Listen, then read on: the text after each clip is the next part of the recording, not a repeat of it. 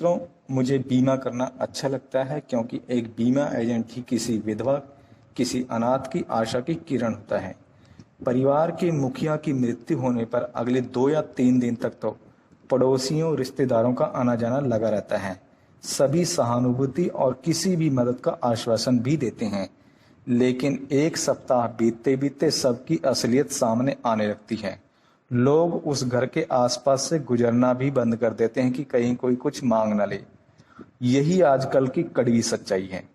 ऐसे में एक ही मददगार घर पर आता है, जो एक फरिश्ता बनकर उस घर में जाता है, और उसका नाम है बीमा एजेंट।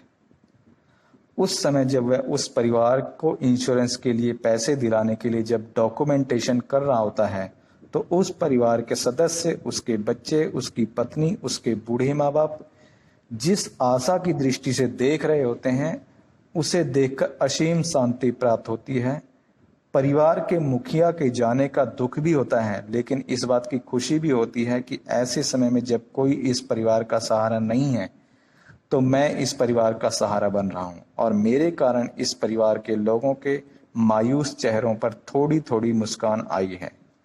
थोड़ा बहुत ये लोग चिंता मुक्त हुए हैं। हालांकि यह संभव नहीं है कि दुनिया के हर एक जरूरतमंद का बीमा मैं कर पाऊं, क्योंकि लोगों में इसके प्रति जागरूकता की कमी है। लोग इंश्योरेंस की महत्वता को समझते नहीं हैं, लेकिन यह मेरा काम है और मैं इसे भलीभांति करूंगा, चाहे मुझे कोई कुछ भी कहे। मुझे मेरा जो काम मिला है वो मैंने करना है। लोगों को बीमे का महत्व भी समझाना है, इसके लिए राजी भी करना है, चाहे इसके लिए कोई भी तरीका अपनाना पड़े। कुछ दिन पहले मैं अपने एक मित्र के घर बीमा समझाने गया। उन्हें जीवन लक्ष्य के बारे में समझाया, पूरी जानकारी दी, लेकिन वे टस से मस ना हुए। उनकी एक बेटी और एक बेटा भी है। मैं अपनी जगह से उठा और उनके सामने अपने घुटने जमीन पर रखकर हाथ जोड़कर बैठ गया और बोला, पिताजी, मुझे पता है कि आप हमारे परिवार के लिए जी तोड़ मेहनत करते हो। हमारे स्कूल की फीस, बस का किराया भरने के लिए ओवर टाइम भी करते हो, लेकिन हमें किसी चीज की कमी नहीं आने देते।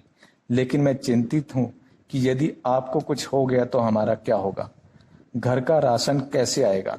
मकान की ईएमआई कौन देगा? हमारी स्कूल की फीस, बस का किराया कौन देगा? लेकिन आप चिंता न करें, मैं मेहनत कर लूंगा। किसी दुकान या ढाबे पर छोटू बनकर काम कर लूंगा, लेकिन अपनी बहन को जरूर पढ़ाऊंगा। हालांकि मेरी बहन की को पैदल स्कूल जाना पड़ेगा, लेकिन इतनी मेहनत तो वो भी कर ही लेगी। घर की ईएमआई ना जाने के कारण हो सकता है बैंक वाले हमसे हमारा घर छीन लें, लेकिन हम किसी छोटे किराए के कमरे में अपना गुजारा कर लेंगे। मैंने देखा है कुछ औरतें बड़े घरों में झाड़ू पोछे का काम करती हैं, मम्मी भी कर लेगी, लेकिन आप चिंता न करें, हम मैनेज कर लेंगे।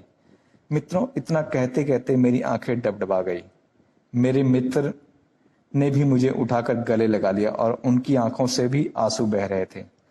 उन्हें इंश्योरेंस का महत्व समझ आ चुका था। इस प्रकार मैं एक पिता को बीमे का महत्व समझा सका और उसके लिए राजी कर पाया। मित्रों, मैंने 12वीं करने के बाद एक फैक्ट्री में भी काम किया था और वहां पर कुछ अनाथ बच्चों को अपने जीवन में संघर्ष करते हुए देखा था। इसलिए लोगों को समझाने का यह तरीका मेरे दिमाग में आया था।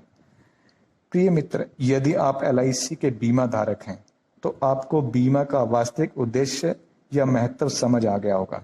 यदि आपने अभी तक अपना बीमा नहीं करवाया है, तो अपने परिवार की आर्थिक सुरक्षा के लिए अपने जीवन का उचित बीमा अवश्य कराएं। और यदि आप अभी करता है तो इस वीडियो को अपने सभी मित्रों को शेयर जरूर करें, ताकि वे भी जागरूक हों। और मित्रों, आज की इस वीडियो में इतना ही। कल फिर मिलेंगे किसी और वीडियो में किसी नई जानकारी के साथ। तब तक के लिए नमस्कार, धन्यवाद, जय हिंद।